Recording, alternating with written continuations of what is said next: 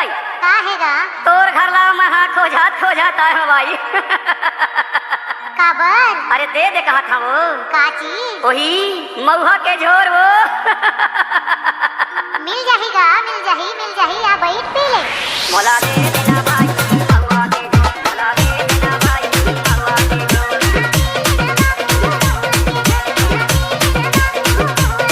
मोला दे देना भाई मऊहा के झोर मोला दे देना भाई मऊहा के झोर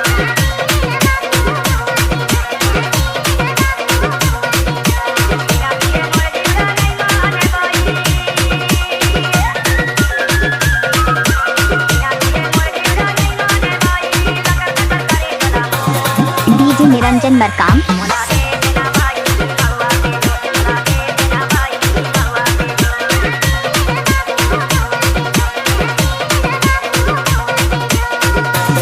आपने सुना ही होगा डीजे निरंजन मरकाम झांझरोला वाले।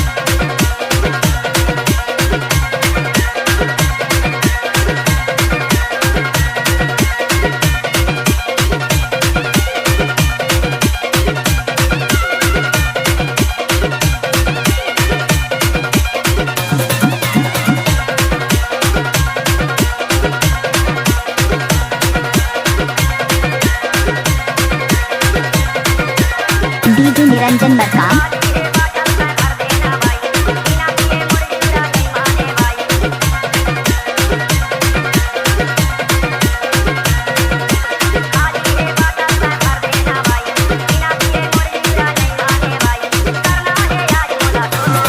DJ Niranjan Markam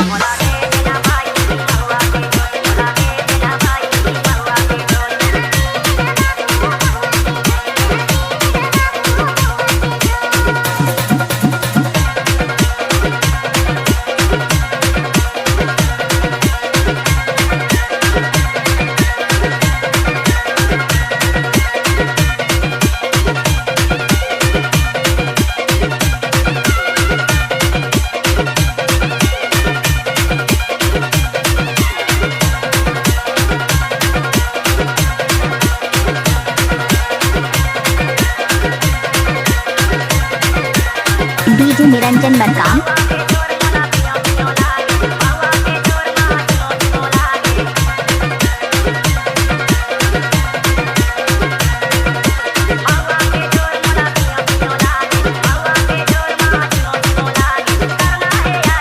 DJ Niranjan Markam